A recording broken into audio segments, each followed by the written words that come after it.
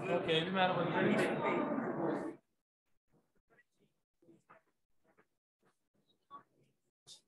Tamam mısınız? Okay, Tamam. Thank you all very much. Good afternoon, iyi günler. Thank you all for coming and joining us for this, and apologies for the technical difficulties we had there earlier. We're here to discuss climate action around Mediterranean cities, and I wanted to start this by emphasizing that climate action in the context of cities is becoming quite a pressing issue that deserves perhaps more events like that. Cities are both vulnerable to climate change. They're also an indispensable part of the solution. As we become more urbanized, our lives become more urbanized, and as we move closer to our mid-century deadline of zero carbon, our carbon aspirations are rising, and the role of cities becomes more pressing. And in the Mediterranean region, cities are no less critical to climate change and climate action. If anything, this highly urbanized region, cities play an even bigger role. And we must not forget that human settlements in most parts of the Mediterranean have emerged against a backdrop of fragile environmental conditions. They emerged in very few locations that could sustain them, and only grew as much as they can be supported by the hinterland. And unfortunately, with industrialization, cities of this region, like most of the world, have changed their consumption patterns from what was readily available to them in their hinterland to consuming what they could financially afford, regardless of where it came from. So if we factor in population growth, human settlements in this region now have an environmental footprint that exceeds their biological capacity, not just the large cities, but even the smaller cities, and no longer living within the capacity, the ecological capacity that could sustain them. Climate change and its impacts are adding an additional risk to this, shall we say, precarious condition of the Mediterranean region. The physical impacts on ecosystems, on agriculture, on cities and infrastructure, as well as the cascading socioeconomic and political impacts of climate change, are all expected to put too much pressure on an already overburdened system. Excuse me. So this system, I don't need to remind you, is already creaking under the weight of increased resource consumption, population growth, and rising urbanization. This region is not particularly responsible for greenhouse gas emissions or anthropogenic climate change. This historical responsibility lies mostly within the European and North American economies, but this is no excuse for inaction, as we're literally all in this together. And anyone who's been to the Mediterranean region also knows that how susceptible most of it is to increases in temperature, especially in cities, given the urban heat island effect. In the few parts of this region, especially the coastal areas that actually experience precipitation, like the coastlines of the southern coastline of Turkey, for example, the Levant and North Africa, these places are all uniquely, compared to the rest of the world, expected to get less rain, not more rain. They were expected to increase in temperature more than the global average. So what should countries, cities, and people of this region do? Should they brace for climate change and adapt, or should they put in hard work for mitigation, and even at the risk of failure or due to inaction by others, say other countries and other regions in the world? Or should they just do this even at the risk of fragile economic development in many of those countries? So should they plan to abandon some cities? Should some places be left if their water or biocapacity can no longer sustain them? Or should we build spaceship-like cities that exist despite of their environment rather than in harmony with their environment? So these are some of the questions I have, and I'm sure many of you have had similar questions too. But to discuss this, and we have a great lineup of speakers today to showcase some of the climate action work that they've done in their countries. And first up, I think we have Shafak Özsoy, who will talk about the framework for sustainability in Turkish cities. Shafak is the founder of Tulip Sustainability Center in Istanbul, where she provides consultancy on sustainability, climate, water, and environment since 2002. She also works on oil spills, chemical spill contingency planning and risk assessments. They're also part of her expertise.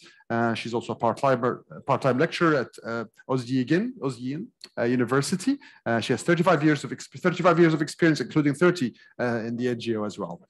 And then for a municipal experience, or from municipal perspective rather, we'll hear from Mesut Gökcan, who will talk to us from his city online, from his city of Balakesia, to highlight the experience of his city. So he is a project manager and a control engineer, the integrated solid waste landfill construction project at Balakesia Metropolitan Municipality. His work focuses on the solar plants and landfill power generation facilities. He currently works at the preparation of the Balakesia climate change action plan and renewable energy resources as an engineer within the Department of Environment Protection and Climate Change. Then from a Moroccan perspective, from entirely the opposite side of the Mediterranean, we hear from Hajar Khamlichi. Hajar is a climate and sustainable development expert and an executive director of the Mediterranean House of Climate. She's also a veteran civil society and climate activist. She has extended experience in raising awareness among decision makers, both local and international level. So without further ado, I'll hand over to Shafak to give us her perspective. Thank you very much. And you can hear my sound as well. Everything getting better. In a few minutes that I'll start.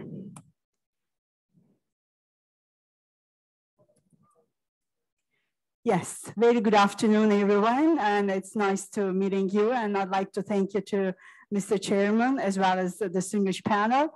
And I'd like to thank you to our Ministry of Environment, Urbanization, and Climate Change as well for hosting us today.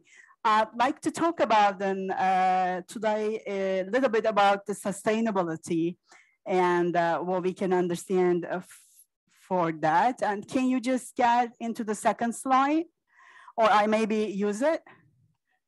It's in here, right? Okay, what is the sustainability? And we've been hearing so many times, and what is it? And how we can connect the sustainability framework for the cities? What kind of segments that we've been saving? And very recently, I've been talking that the problem is that the previous century, it's in the 20th century, that based on the profit-based economic model that we were facing. And nowadays, we've been trying to use the same management model, but we wanted to additional things that we wanted to follow up, but it's not possible actually. So therefore, we have to consider it or reconsider our management model in the first place. What I mean is that the previous century, again, the concerns was economic development. No matter the environment, no matter is the social issues, you have to develop. Economically, it's going to be all right. But this century, it doesn't work in that way. And we have to take care of the environment, we take care of the social capital. So therefore, we have to find a methods to connect each of them into our processes. And nowadays, again, we've been hearing so many things regarding with the smart cities. We wanted to hear that the eco-friendly production and the cities, and we've been telling that the resilient cities. Now I've been hearing a lot about the resilient cities and the framework of the resilient cities, but how are we gonna fix all of them together? That's the question mark. And also we wanted to change our energy models into the decarbonization. How that be possible if we are using the similar models the previous century? It doesn't work. Again, the concern is that that the economic development was the concern the previous century, but it's not a concern in this century. So therefore, we have a circular economy issues because we know that we have a lot of waste and we have to find a place to reuse it. And we have so many polluted areas, air quality as well as water quality and so many things. And also we've been hearing a lot of the good governance practices. What is the good governance good governance practices in the municipalities? How are we going to get a framework for that? Because each of them is required different models and different understanding and framework as well. So all we know that the cities today are facing. In fact, I may say that the economy is turning through the cities. So the cities has a lot of responsibilities, including the economy as well. So that we have to change our cities that to create more compact cities and walkable cities. How we can do this? We have old cities, we have new cities, that so many things are going on, and energy transition into the carbon neutrality is the good issue. Perhaps we can get an advantages to perhaps rethink of our cities management models. What I'm saying is that it can be easily manage the cities in a framework of the sustainability. It's because the materiality topics is quite changeable city by city. For example, Istanbul, that our mayor was here today, had a speech, one of the sessions, and also Pittsburgh municipality mayor was also in here, like a Turku municipality mayor is also in here. But each of the three cities have a different perceptions. But you see that the Pittsburgh in US has a long history that all American dreams was in there. It's a huge cold city and polluted city. What happened that is turned into the different direction. Now is running for the sustainability and implementing the sustainability frameworks, starting with the climate action plans as well as energy renovation plans to get a decarbonization.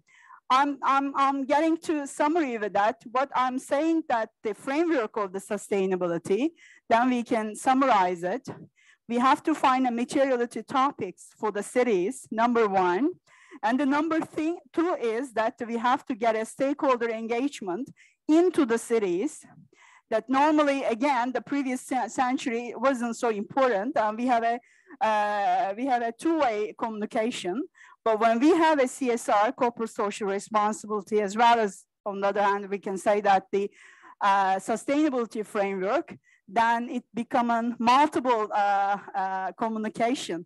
So that everyone is important in order to create better cities, and therefore stakeholder management is extremely important for the cities, and we have to find a place in our management of the cities to address these two of them. If we address two of them, then it's going to be a good start to move on into the second stage. Because later on, a few slides later on, I'm going to talk about the environmental perception in here, somewhere in here. And I'm going to talk about the climate action plans or energy climate action plans into the cities and the difficulties that we've been facing. And on the other hand, we have so many opportunities as well. So we have to know how to use it both. So therefore, again, the sustainability is provide a good strategical way to find out the SWOT, we call it, sustainability SWOT, that to create a better roadmap for the management side of the cities. So therefore, again, previously, what we are doing that we have a quite heavily regulated environmental regulations that under the environmental issues. But on the other hand, we have a social requirements that quite a nice regulated social issues as well, so many of them.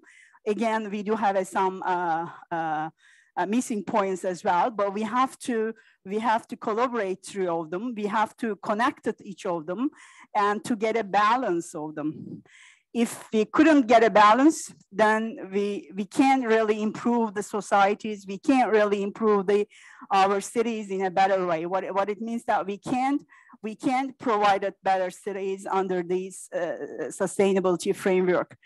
And another important issue is that the governors, if we forget the governors and management and stakeholders, CSR strategies of the cities, then we do have some difficulties again. So therefore, what I'm saying is that you can't really to get a decarbonize the cities, or you can't really get a zero carbon management, etc., without having a stakeholder approach, without having engagement of the stakeholders as well as CSR. Those are important issues that we have to consider.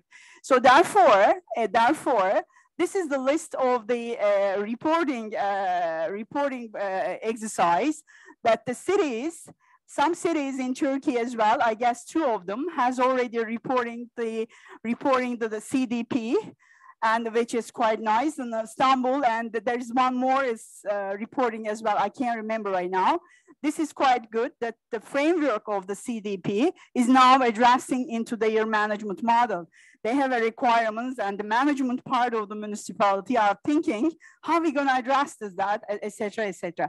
So therefore, those issues is quite good implementation that the cities can addressing with their stakeholders to explain what they've been doing, the reporting schedules, etc., openly, that everyone can understand what goes on in the city. Very good. Also, the investors also look at this stuff and to find out that what kind of governance issues are going on in the cities. It can be having some investment in the cities. So therefore, even this reporting practices has a different requirements, but one way or another, doesn't really matter. You can just start one of them and then to create your own framework. Because again, each city has a different dynamics. Of course, there are similarities, etc. Pittsburgh have air pollution and cold, etc. Istanbul has a different issues. Again, Istanbul is a huge city that is just, I just checked with the population, it's just something around 16 millions. But when you look at it, Ankara is something 5 millions, or of course, all of them just over the 1 million. But again, the biggest one, Istanbul, of course, the interest and the problems are quite different than Adana side. So therefore, each of them can create their own model to addressing their citizens as well as investments to get through the decarbonization pathway. So now I'll have a look at the pathway issues that recently our government is announced, that I'm very pleased as well, announced that the roadmap to 2053, that we have a decarbonization pipeline. And therefore, we got a lot of things that we're gonna do, and to change the regulations, implementation, even revise your targets as well, considering the cities. So this is the Turkey where I'm from. I'm from Istanbul. It doesn't work, but you can just see the line in there. And I'm going to show you that the situation of the Turkish cities regarding with the climate action plans or energy and climate action plans in the country. In Turkey, we have something like 1,400 approximately municipalities, and we have a different branches of the municipalities, and we have metropolitan municipalities and provincial metropolitan district municipalities and district municipalities and town municipalities. Because that's interesting, because you may just think that the metropolitan municipalities have a climate action plans. No, it doesn't work in that way. Even we have a metropolitan district municipalities, as well as district municipalities or town or provincial municipalities as well. That's interesting. When I was just preparing this presentation, I found that there is no line for that. I mean, it's just if the mayor have an interest, or the committee of the selected city members, that depends on their understanding. That's what I thought. What we have been doing, that started with the GHG inventories, carbon footprint preparation, and then we have a mitigation targets, and then we create an action plans accordingly, and then created adaptation plans, and then roadmap to 2050, as you may know that we have a 2053 right now, our roadmap. Interesting part that we have almost 30 metropolitan municipalities. Almost half of them is connected one way or another with the carbon footprint or climate action plans. Not all of them connected with the energy part, but more or less they connected with the climate plans. And also, that's the important issue that recently, something like a year right now, that the government is suggested to municipalities to create an organizational departments under their organizational chart, which is very good. Because just bearing in your mind that previous century that we did not have a human resources department, or I remember that in my entire life that we don't have an environment department. I was one of the first in the cement sector that I was working, the first environment manager, the year of 1993. And I was shocked, and I was just dealing with the quality. What is the environment? And not just because I'm so intelligent or something like that, because of my general managers, the vision that to deal with an environment, because he realized that if you deal with an environment, you need to create a department. So therefore, the similar methodology is reflecting in here. The climate change is an issue and energy is an issue. So therefore, you have to create climate departments. Otherwise, you can't really calculate, and otherwise it will be very hard. I'm saying that, I'm repeating as well, that like in New Zealand has just created sustainability centers and regional sustainability centers. Because if we wanted to change our models into the framework of the sustainability, then we have to create sustainability centers in the cities or in the regional levels, even the national level as well, excuse me.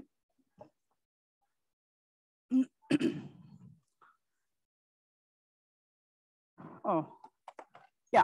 So therefore, that's the good news that it seems that our new roadmap to 2053, then we do have a more organizational departments that dealing with the climate change, which is good. Secondly,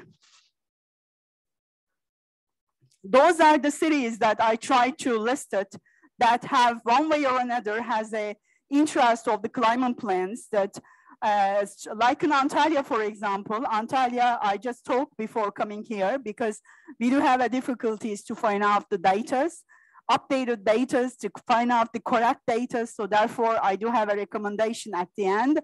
So the Antalya is a good roadmap. They revised their climate action plan based on our new target. And Bursa has on the way, they've been realized that they have to revise it. They haven't revised so far. And Denizli is on the way because very first they started with the preparation of the greenhouse gases, inventory works, and then the climate action plans was planned accordingly. And the Gaziantep is on the way as well. EBRD has an agreement very recently, last week or before the last week. Izmir is also getting very nice, and they've been updated their plan, and they have a target, I guess, around 40. Of course, the targets is very much linked into the NDCs of the countries that previously we have a 21% in the year of 2030, but that target is going to update it as well based on our new pathway. So in Istanbul, very recently, a few days ago, that they updated their target, that in fact, in that time, we were prepared our presentation, and my assistant said that, don't worry, that everything in place and the figures didn't change at all. So I'm happy with that. And Istanbul is updated as well. New target is that later on, I'm gonna tell you that 52% in the year of 2030, and then 10 years later in 2040, that will be 82%. And then they have a target 3 years before, and the country's target, they do have a target in 2050, zero carbon pathway. So I'd like to tell that the importance part is also get a connection with the international bodies like the EU. Convent of Mayor is a good example, a good framework or motivation for the Turkish cities that they've been doing in that pathway. And the Trabzon, I found out the Trabzon, I didn't know that while I was preparing this one, and I realized that Trabzon is also doing good work. But still they have a lot of work in there, but they prepared their GHG emissions as well as climate action plan. Muğla is quite old one. I assume that they will be updated their plans because it's something like 7 years ago they started, but they stop in there. And the Kocaeli is just, my friends, they are just going to update everything, and they started with their strategic pathway dealing with the sustainability of environment. Then I'm hoping that they will get in a good example after the Istanbul, actually. So the Kahramanmaraş is also in a pathway. So let's have a look at the cities in the country that we pointed that the blue colors just in here has an adaptation plans as well. As you know that the first you have to create a mitigation plans in the first place, and then to get an adaptation ones comes up later. So therefore, green colors shows that the cities have an adaptation plans as well.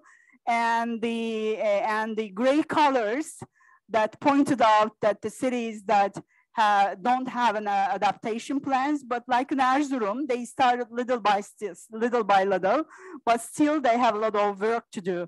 What is the difficulties of the cities actually? Number one is that, of course, the financial issues, motivation issues, that somebody going to motivate them. For example, I go them, talk them, but some other people are talk them, oh, we're gonna do that, etc. So therefore, motivation is important item, I might say so. Not the financially in the first place. If there's the motivation, then the financial issues comes up next. So therefore, that's the situation for the metropolitan municipalities. Like Kocaeli, for example, they do have a 40% reduction in the year over 2030. And compared with the 2019 levels, Sakarya is going to 40%. They are also preparing process. I'm not going to mention about the Balakesia. My colleague will be connected soon, and I assume that he will also going to explain you very well.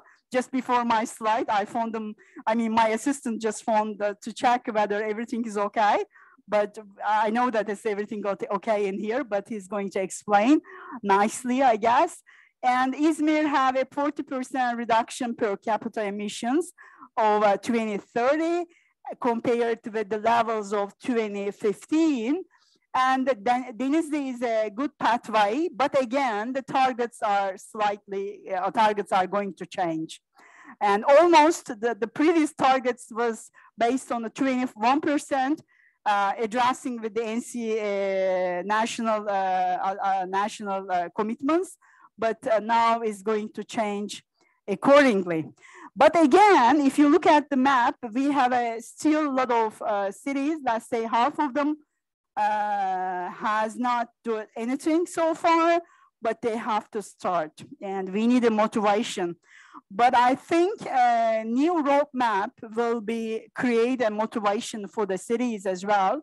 In this map that you can see that the metropolitan cities and the districts have a set of 40% emission targets, reduction targets by 2030 within the scope of convener of mayors and reference years that you can see it. Like red colors is reflecting metropolitans that are members of convener of mayor, and like a cities addressing with the yellow color is that the member of the convener of mayor, and like light pink color is reflecting that the metropolitans that are not member of the convener of mayors. But what I understand, reading that picture, that if you have a connection with the convener or mayor, then they have a great movement responsibilities. First, they do have a commitment, then the commitment comes up, and then start to implementation progress in place. So let's have a look at Istanbul for a while. Istanbul recently announced 2 years ago, I guess, it started to roadmap 2050, that the mitigation adaptation plans are make it in 2018, and everything is updated now. And they've been announced that the reduction targets is going to 52%, which is the highest in Turkey at this moment, and comparison with the 2015 levels by the year of 2030. So therefore, again, and Istanbul has an organizationally structure with the management part, not the director part, but the management part, where they have a little branch of the climate. But my suggestion is that they will change with the structurally based on the climate issues, because in the huge issues, I mean, you can't really deal with them just only with an environment. So the Muğla city is another good example. Their target is 20 by the year of 2030, but it will be changed. And the Trabzon city is also started with the GHG inventory, and they do have a targets, reduction targets, and adaptation plans and energy action plans also prepared. Like in Istanbul, for example, their energy action plans is just started. Their announcement will be the next year, not this year, next year. Like in Antalya, again, it is a good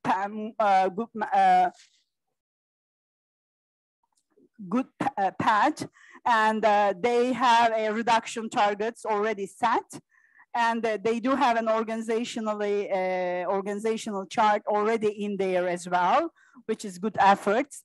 Bursa is going to similar way. What I'm going to tell you that at this stage, we've been assuming that the national level, they do have some policy documents will be in place, because previously the draft ones has already prepared, and that time this process will be rapidly increased.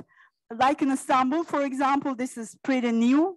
One that I put it in here, they are in a process of preparing energy action plans with a target of increased renewables in the cities up to 18% by the year of 2024. It's quite a few for us, I guess. So while I'm thinking that the sustainability framework, how we can deal with that, sustainability framework is to create KPIs. And in that case, and you have to think about the resilience of the cities as well, and adaptation risks and climate risks in the first place, and then to create a new roadmap. Without creating sustainability strategies in the cities or in the companies or in the organizations whatsoever, then you can't really you can't really put a target on that. So therefore, no matter you have a pressure from the COP or any other organization, but the right roadmap that you have to create a sustainability framework. You have to create what is the KPIs that I have to report, I have to calculate, I have to follow up. One of them is an energy reduction or energy efficiencies. Another one is the greenhouse gases or carbon dioxide plans. So I'll come up to conclusions. I'm sorry, am I late or something? I have a few minutes, Mr. Chairman. So I'm going to close with the suggestions. What is my recommendation? Number one is that the signatory requirements such as EU Convener of Mayors is a good motivation for the cities, not like in Istanbul or not like in Turkish cities, also the rest of the Europe or rest of the countries as well, so that the municipalities can use this motivation to implement their internal businesses. And secondly, Turkey's new roadmap to decarbonization is creating ambitious for the municipalities to prepare energy and the climate action plans as well. And the third one is it's likely that the policy document will be published soon regarding with the fulfillment of the country's new roadmap to 2053. So therefore, voluntarily based efforts turn into the requirement. But it means that our new roadmap that the previously was in the voluntary base, but from now on you have to do it. So therefore efforts will increase. And the fourth one is improving communication systems horizontally and vertically can be an ambitious target that I highly recommend. Thank you very much. Listening, Mia, if you have some questions that later on perhaps our chairman and the panel will address. Thank you.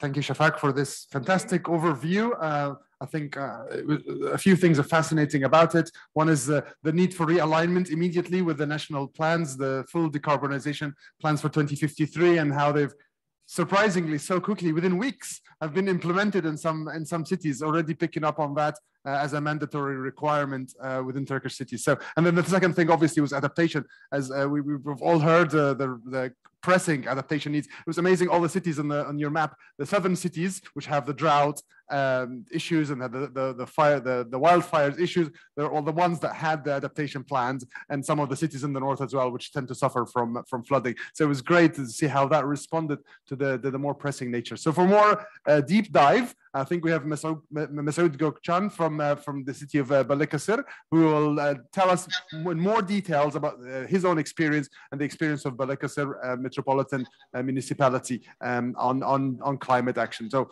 Masoud, if you could hear us, the floor is yours. Thank you very much. Good afternoon for every participant. At the beginning of my presentation, let me share my screen first. Okay. Okay. At the beginning of my presentation, I want to talk about briefly what are the expected impacts of climate change, Turkey, and also the Mediterranean basin. In the IPCC assessment reports that it is indicated that 1 to 2 centigrade increase in temperatures in the Mediterranean basin will be observed, that aridity will be felt in an even wider area, and heat waves and the number of very hot days will increase, especially in inland regions. For Turkey, on the other hand, the average increase in temperatures is estimated to be around 2.5 centigrade to 4 centigrade, reaching up to 5 centigrade in inner regions and also up to 4 centigrade in the Aegean and Eastern Anatolia. The IPCC reports and also the other national and international scientific modeling studies demonstrate that Turkey in near future will get hotter, more arid and unstable in terms of precipitation patterns. It is seen that these are some basic impacts about climate change, what will happen if no measure is taken from us. So, while the expected effects from climate change like that, what has happened so far in our country? The figure shows us the distribution of meteorological nature-related disasters which have occurred in Turkey in recent years and also year by year. As can be seen, there has been a sharp increase in the number of disasters in 1996. Since most of these disasters occurred in the summer months also, and you can see the number of disasters which is most important than the others, and according to these figures, also the number of this kind of disasters will increase also in the near future. And also, this figure shows us the aerial distribution of meteorological nature-related disasters on Turkey. The areas where these natural disasters are experienced intensely are approximately our coastal and also near coastal areas in the Aegean and Mediterranean and the vicinity of our other cities. As it can be seen here, Balakesia, which is our city, you can see here is our city and its surroundings, and therefore South Marmara is a region where meteorological related natural disasters are frequently experienced. These disasters are storms, strong winds, floods, heavy precipitation, and hails, which are most commonly seen events in this region. And then this is the figure that shows us the aerial distribution of arid disasters in Turkey over the years. Although the region where drought is seen most frequently is the inner parts of Anatolia, it is seen that our city is also faced with a serious threat in terms of drought in the area that it is located in. And then aridity is one of the most important things and also most important disasters major disasters will occur due to the global temperature increases due to the climate change also. The amount of arid and semi-arid areas in Turkey, 51 million hectares. For this reason, a change that may occur in the amount and also the distribution of precipitation can have serious effects on both water resources and also dry agriculture, which is dependent on precipitation in general. The other disaster is seen in our country, and this figure shows us the aerial distribution of flood disasters. One of the most important points I want to talk about here is that in regions where the number of drought cases is high, the number of flood cases is also high. So this shows us the effects of climate change. And also it is seen that our city is also faced with a flood threat that is located in this area. The other things that here I want to talk about, this figure also shows us the aerial distribution of heavy storm disaster across Turkey over the years. And also again, our city is threatened by the heavy storms as it is seen from this figure. And the other disaster is lightning. Lightning is also seen our Mediterranean Sea coast and also the Aegean Sea coast, and our city is again located at the Aegean Sea coast, and also it is seen from this figure that our city is again threatened by the lightning disasters. I want to show some images from these disasters. Here is a flood image occurred after a heavy rain in Balakesia. This heavy rain just lasts 30 minutes approximately, and these are the results. And also here is a flood image. And also here is a storm image that occurred in Balıkesir. You can see that the trees uprooted after this storm. And also you can see here a lightning image that occurred in Balıkesir. After this lightning disaster, 72 sheep perished out. Until this stage, we have seen some weather events depending on climate change. As a result of this, considering the effects of climate change in Turkey, it is seen that our city is one of the most vulnerable cities in Turkey. So far, we have talked about events that occur depending on the climate change in general. So what do we do about these issues? I want to talk about it shortly now. As it is known, one of the biggest causes of the current climate change is human-induced greenhouse gas emissions. In this direction, the determination of greenhouse gas sources throughout our province is an important indicator of what measures should be taken in terms of mitigation or adaptation. In the preparation of these reports, studies are continued by taking the IPCC guidelines as a reference, and the year 2018 has been determined as a base year, and the data for this year to determine the emissions arising within the scope of energy, transportation, waste, industrial processes, and product use and agriculture, forestry, and fishery activities are obtained from the related institutions.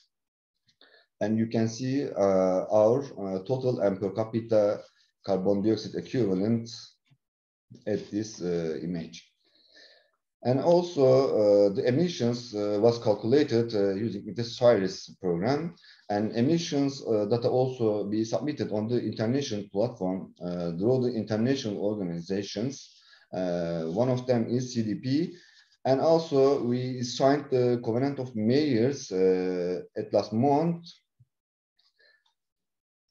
These are the most important thing for us. And also, I want to talk about our academic studies about climate change. This study's name is Trend Analysis of Flow Data in Balakesia Dams, and you can see some sample results of these studies. In this study, monthly average runoff datasets covering 40 years of 6 runoff observation stations located in Balakesia province on the agency coast in the west of Turkey, evaluated seasonally.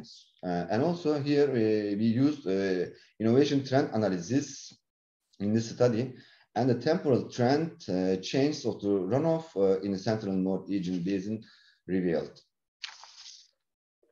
And secondly, the name of our the second study is trend analysis of annual maximum precipitation in Balakesia.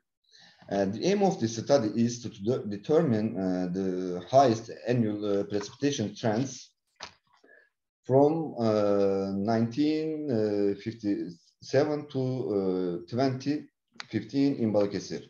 According to the findings based on innovative trend analysis method again, while decreasing trends are observed in the amount of annual maximum rainfall at standard times of 5, 10, 15, and 30 minutes compared to the first half of the data sets to the second half of the data sets, increasing trends are also observed in the standard time precipitation of 1, 3, 6, and 12 hours. You can see also the sample of our studies in this presentation. Third one of our study is determination of precipitation risk maps in Balakesia. It is an important issue for us to primarily consider meteorological information and data in establishment and development of cities. In other words, meeting the requirements of urban meteorology is important in creating cities resistant to meteorological, climatological, and hydrological disasters and revealing more livable cities. In this study, our precipitation data of the last 10 years of 30 meteorological stations established by the Provincial Directorate of Meteorology in Balakesia province were used. These obtained data were separated into data groups on a seasonal basis, and the realization of precipitation 3, 5, 7, and 10 and above kilogram determined as a threshold value were examined. And you can see some of the examples here about our studies. And also, what about the climate action plan? Studies within this scope will be carried out in line with the targets for mitigation and also the adaptation. We have some organizations about to prepare the climate action plan. One of them is Environment and Climate Change Workshop was held in July 2020 with the aim of raising awareness of all sectors, realizing traceability and knowledge transfer and reaching the determined targets. And also the other one is Balakesia Local Climate Change Action Plan Workshop was held in also March 2021 by excerpt on topics such as it is written in this slide. Within the scope of these studies, it was aimed to raise awareness on climate change at the local level and to share experience and information, and to inform our citizens that combating climate change were started already. And also the other important study for us to prepare the climate action plan is to create the climate projections for our city. Here, after determining the grid points covering our province based on the temperature data obtained from the General Directorate of Meteorology for Turkey, the expected temperature change in province until at the end of this century will be determined according to the RCP 2.6, RCP 4.5, and RPC 8.5 scenarios by using the subscaling method and artificial neural networks. In this context, our work has already been finished, but we didn't publish it yet. The other study about the preparing of climate action plan is climate change bulletin. Within the scope of the bulletin, which primarily aims to inform the public about the studies on climate change throughout our province and to raise awareness, general information about climate change, developments in our country and the world, problems and solution suggestions will be included. The first bulletin has already been completed and published. Afterwards, it will continue to be published in monthly or quarterly periods. You can see our bulletin in our websites, official website of Balakesia Metropolitan Municipality. On the other hand, one of the most important issues combating against climate change is the use of renewable energy sources.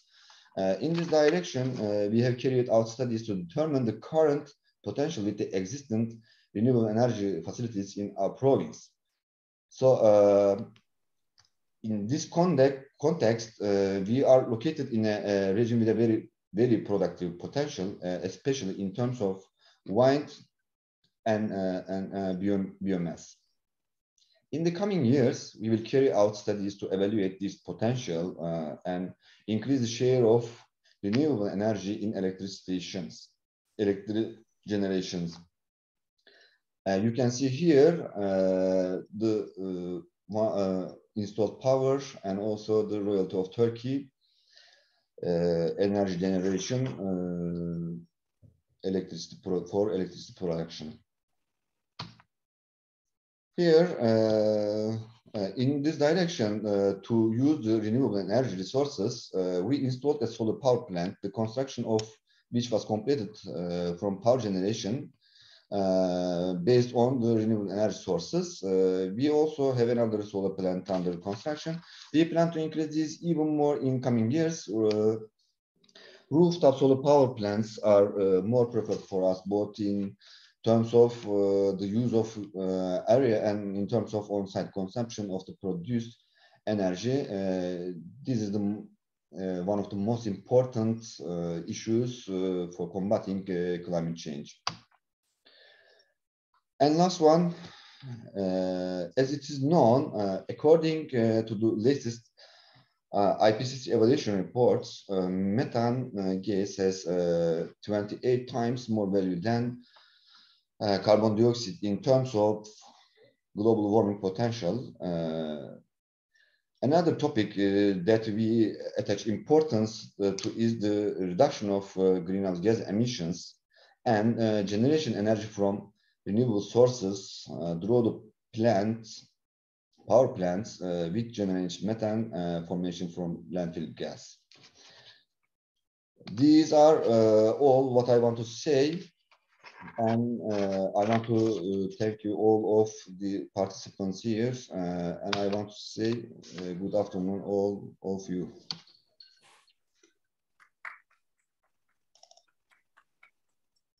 Thank you so much, Masoud, for this great presentation.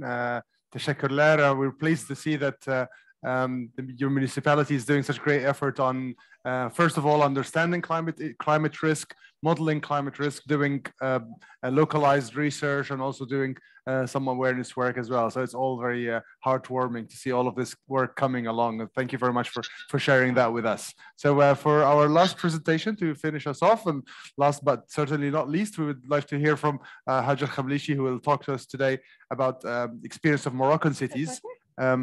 Wherever you want, I think you could speak here if you want. Yeah. About her experience of Moroccan cities and climate action within that context. Hopefully that will give us some comparative perspective in terms of the different ends of the Mediterranean. So Hajar, the floor is yours. Thank you. Thank you so much, Karim.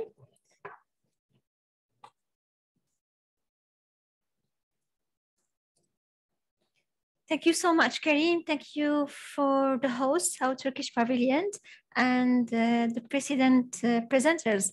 I enjoyed so much to learn more about local climate action in Turkey. Before I start talking about the local climate plans in Morocco, I would like to introduce the Mediterranean Climate House, which I'm representing today. The Mediterranean Climate House is a foundation that was created in 2018, which aims to support local climate action. So we act with local authorities and non-state actors to support them and strengthen the power of local action in climate. Our vision is to create a Mediterranean institution or Mediterranean hub that gather this and federates the action and all the activities that is really burning in the Mediterranean area. So our vision is to create a hub and to be an umbrella for municipalities and local climate action, and also embrace the youth green entrepreneurship and women-led action in climate. So our main goals are to contribute to enlighten decision makers around the Mediterranean region around the main issues of climate, promote partnership and cooperation and networking in the region, and strengthening the capacities of local authorities and non-state actors, and also initiate and implement projects on the ground. Without forgetting the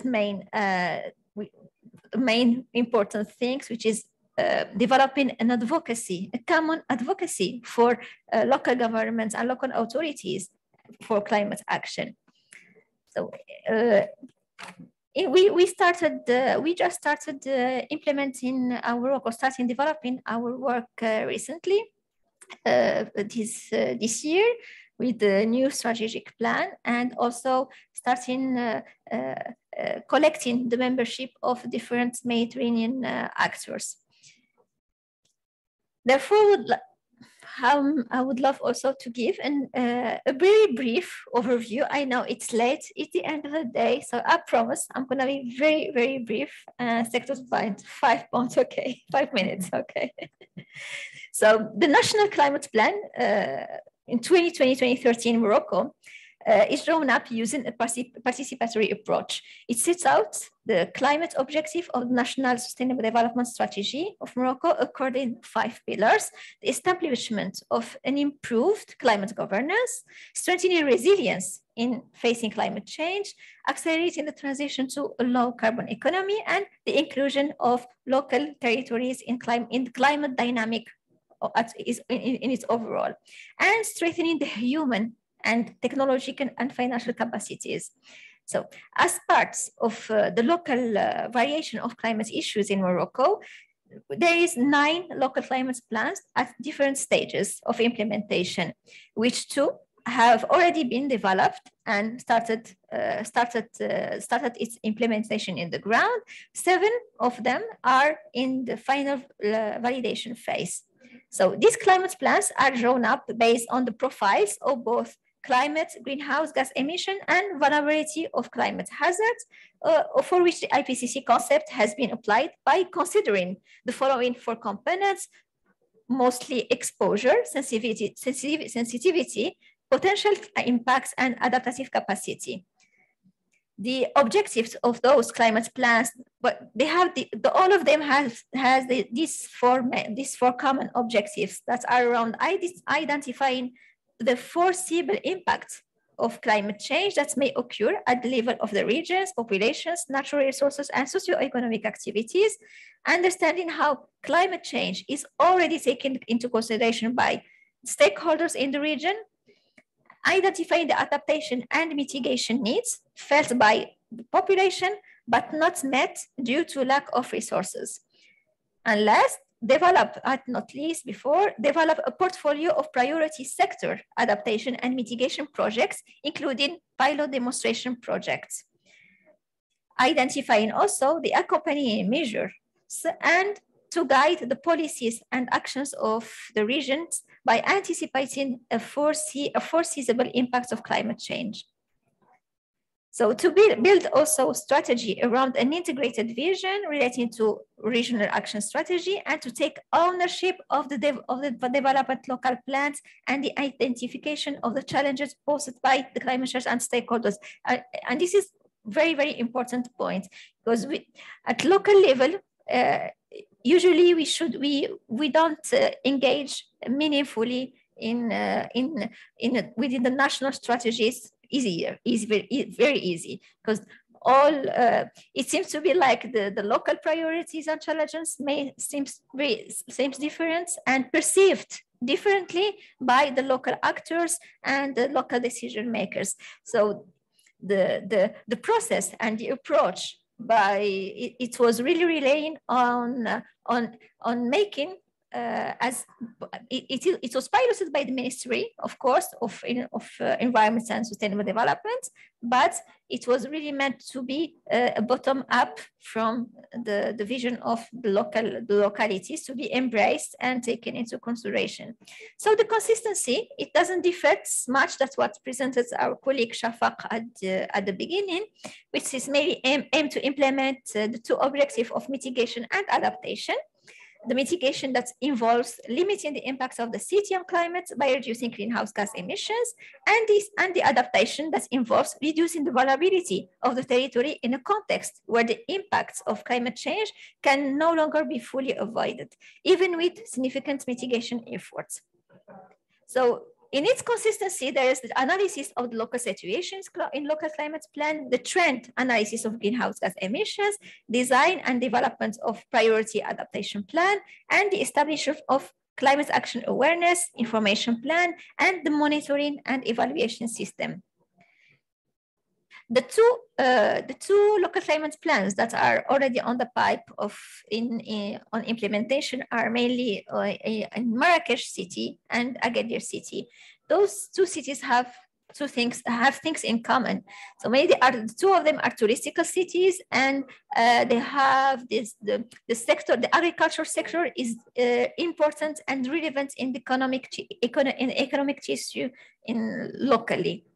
So for the case of the strategic access and actions considered under the local climate plan of Marrakesh, within the mitigation component, there was a promotion of renewable energy and energy efficiency, improving the energy efficiency of public lighting, promoting the use of solar pumping to replace the butane gas, promotes the installation of new photovoltaic solar capacities connected to the network of the production of electricity in the residential, tertiary, and agricultural sectors, and the promotion of solar water heaters in the residential and tertiary sectors.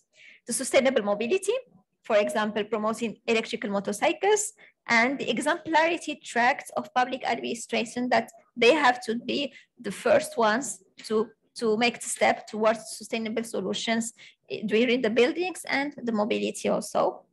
The ecological management of waste, the collection of biogas or capture of biogas, and establishment of a waste recovery facility, the recovery of biogas and cogeneration at the Marrakesh wastewater treatment plant.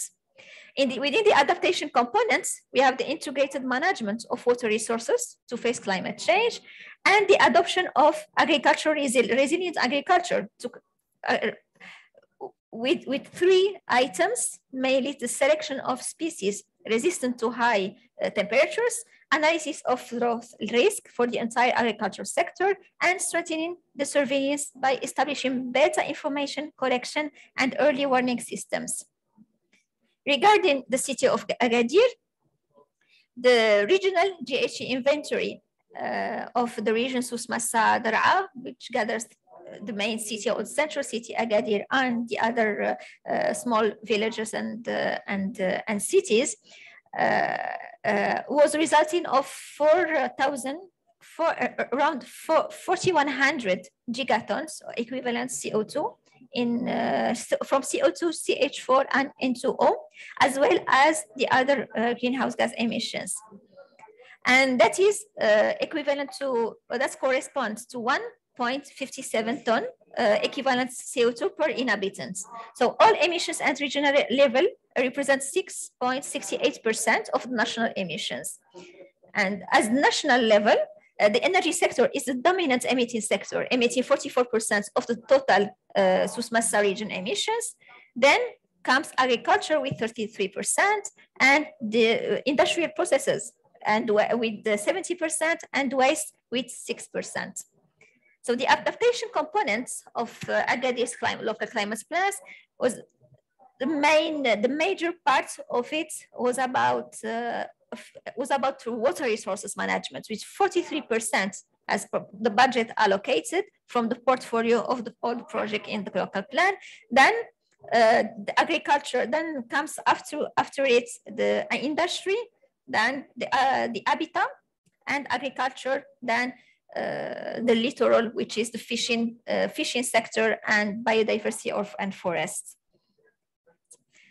The priority project types of project were mainly about the technical engineering studies for all the infrastructure and projects, then the capacity building and the enforcement or strengthening the regulatory framework locally.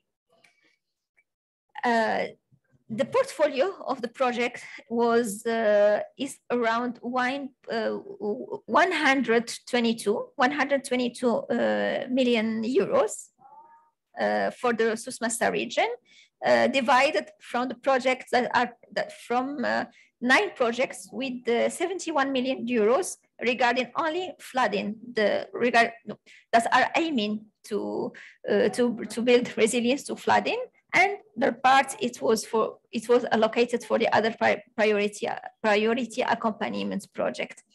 So I promised to be brief, and I am. I wish I could have the time to present you the same lovely pictures as my colleagues, but promised next time I will do it and show you the nicest pictures of Moroccan climate plans, inshallah. Thank you so much.